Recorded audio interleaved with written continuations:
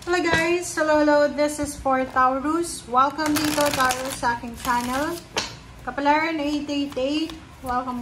Alamin natin kung anong messages, vibration, gabay, energy para sa inyong lahat, Taurus. So, this is a general reading. Please connect your intuition sa lahat ng baraha na lumalabas dito sa readings mo. Okay, thank you, Taurus. Taurus! First card natin is the energy is gaining momentum. Waxing moon. Wow. Ibig sabihin nito, possible na sobrang excited ka, sobrang confident ka, sobra-sobra yung self-esteem mo to the highest level. Parang ganon. Comment down below. Okay, so may pagkakataon dito, Taurus. Okay, may pagkakataon sa buhay mo na posibleng sobra-sobra yung confidence na mararamdaman mo sa buhay mo. Okay? For example, yung iba sa inyo dyan, di ba, minsan yung mga Taurus, same with Virgo and Capricorn na walang masyadong parang ang tawag doon, walang tiwala sa sarili, ganito. But, nakikita ko siya dito na you are satisfied ka. Diba? Parang, etong dalawang barahang to, it's a combination cards na satisfied ka sa kung ano yung ginagawa mo sa buhay mo. Okay? And, sinasabi ng baraha sa'yo na hindi mo kailangan ng ibang tao. Diba? Yung parang, ang Taurus na nakikita ko siya dito na excited siya na mag-isa lang. Like, halimbawa, may mga ibang Taurus na matagal silang in a relationship, nag-live-in, mag-asawa, boyfriend, girlfriend, tapos nung nagkahiwalay, hindi maka-move on. Pero itong Taurus na to, masaya siya na nawala ito. Diba? Yung parang masaya siya na nag-break sila, masaya siya na nawalan siya ng trabaho, kasi kontento siya sa kung ano. Kaya, nakikita ko na sobra kang confident. Yung parang feeling mo, sinasabi mo sa sarili mo, Taurus, na kahit wala sila, kaya mong magtagumpay. Kahit wala kang relationship, masaya ka. Kahit walang mga tao sa paligid mo, happy ka pa rin. Kasi kontento ka sa kung ano yung meron ka at kung ano yung wala ka. Wow. Amazing kayo,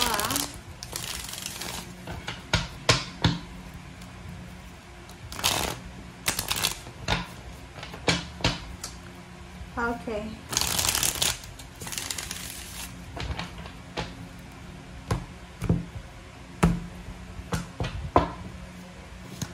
Alright, first card natin is the Moon.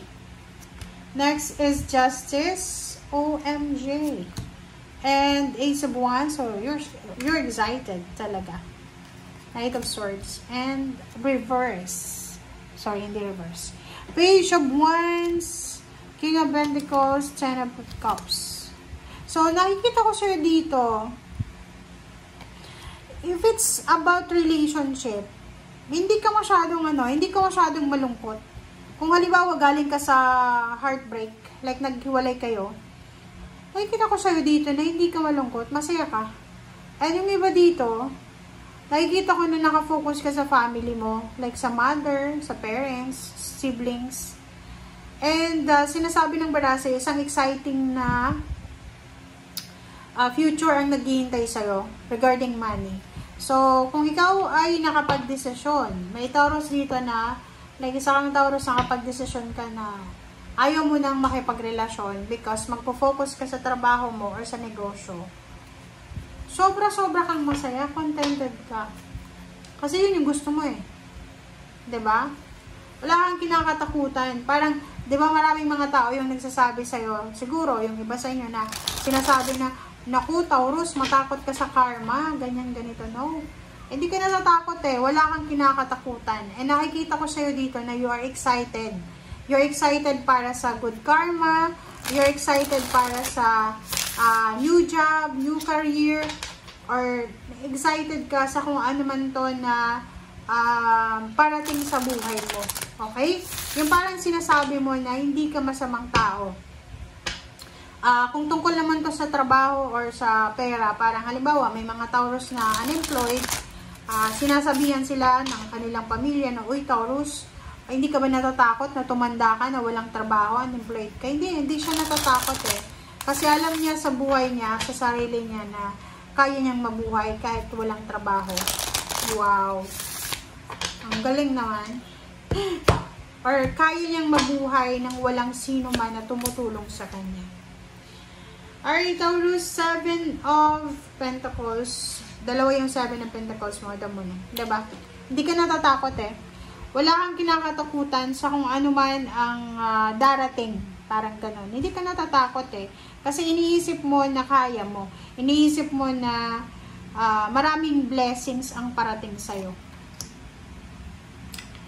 Okay, 3 of Cups. Nakikita ko sa'yo dito, sobrang celebration, sobrang happiness, contentment, satisfaction ang mararamdaman mo. Kaya excited ka eh. So, maybe this is the, parang ano, yun nga, may naghiwalay, pero masaya ang Taurus na to. Or possible na may celebration because there's a job opening, or maybe contract signing, maybe there's a wedding, maybe there's a new beginnings, or kung naman siya na celebration. Alright, so 2 of Swords. So, nakikita ko sa'yo dito na kung ano man to na travel, na possible na binibigay sa'yo ng universe, like, ino-offeran ka ng universe ng travel, sinasabi ng bara sa'yo dito na hindi ka pa ready. Pakicomment mo sa comment section, hindi ka pa ready, but mayroong 3 of Pentacles dito na isang, ano siya, tawag dito, hindi siya travel, negosyo. Pwedeng meron kang business idea na may isip after mong manood nito or bago ka nanood. Para may naisip ka na business idea na posibleng pwedeng gawin mo siya. Pero ang problema, wala kang pera siguro. But nandito yung 10 of Pentacles. Sinasabi ng 10 of Pentacles na yan na there's a magic coming. So there's a unexpected. Pwedeng panalo sa loto, panalo sa mga postahan. Pwedeng meron ditong unexpected money, unexpected help, unexpected anything na possible na makakatulong sa'yo. So, makikita mo, tatlo yung baraha dito na nagsasabi na bakit hindi ka natatakot. Wala kang kinakatakutan eh. 'Di ba? Queen of Swords, sinasabi ng baraha dito na alam mo yung direksyon na tinatahak mo. Yun nga sabi ko sa kanina.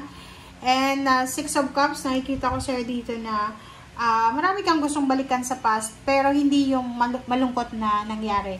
Gusto mong balikan yung mga masasayang pangyayari. Nakikita ko yung sobrang confidence mo. And nakikita ko rin yung tawag dito, yung sobrang plano mo sa buhay, lalo na sa usaping financial. 9 of Cups, nakikita ko yung plano mo about sa family mo, especially sa mother figure, sa parents mo. And nakikita ko yung mga plano mo dito na mag-ipon ng pera or maghanap ng mga pwedeng pag-investa ng mga pera mo. Ang daming pera na darating sa'yo. Okay? Congratulations and thank you for watching. Bye!